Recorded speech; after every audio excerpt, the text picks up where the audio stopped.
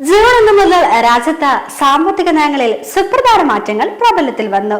PF പണം സുഗമമായി പിൻവലിക്കൽ, ആധാർ വിവരങ്ങൾ അപ്ഡേറ്റ് ചെയ്യൽ, ആദായ നികുതി അടയ്ക്കുന്നതുമായി ബന്ധപ്പെട്ടുള്ള കാലാവധി, ക്രെഡിറ്റ് കാർഡ് നയത്തിലെ മാറ്റങ്ങൾ എന്നിവയാണ് പ്രാബല്യത്തിൽ വന്നത്.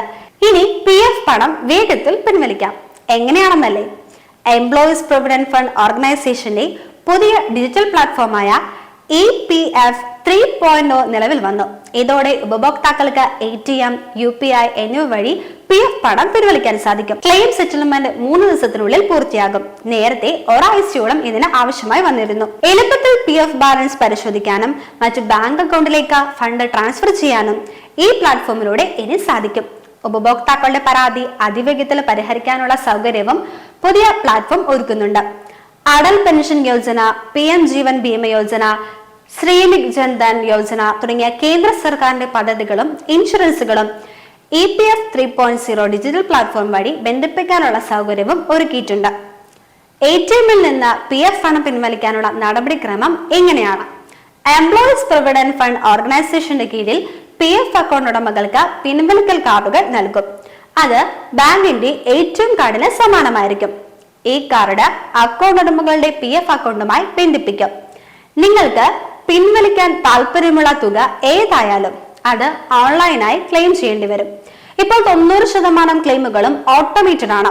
അതായത് ക്ലെയിം സെറ്റിൽമെന്റ് 3 ദിവസത്തിനുള്ളിൽ പൂർത്തിയാകും. അതിനുശേഷം ഈ കാർഡ് ഉപയോഗിച്ച് വരിക്കാർക്ക് ATM-ൽ നിന്ന് അവരുടെ PF അക്കൗണ്ടിൽ നിന്ന് നേരിട്ട് പണം പിൻവലിക്കാൻ കഴിയും.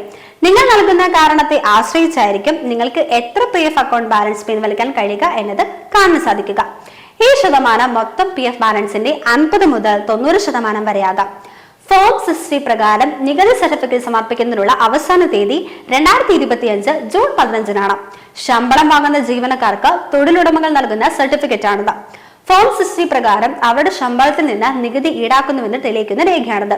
2025 ജൂൺ 14-നാണ് മൈ ആധാർ പോർട്ടലിൽ ആധാർ വിശദാംശങ്ങൾ സൗജന്യമായി അപ്ഡേറ്റ് ചെയ്യുന്നതിനുള്ള അവസാന തീയതി. ഈ തീയതിക്ക് ശേഷം എല്ലാ ഓൺലൈൻ അപ്ഡേറ്റുകൾക്കും 25 രൂപയും അക്ഷയ കേന്ദ്രങ്ങളിലെ അപ്ഡേറ്റുകൾക്ക് 50 രൂപയും ഫീസ് ഈടാക്കും. ക്രെഡിറ്റ് കാർഡിലെ മാറ്റങ്ങൾ എങ്ങനെയാണ്?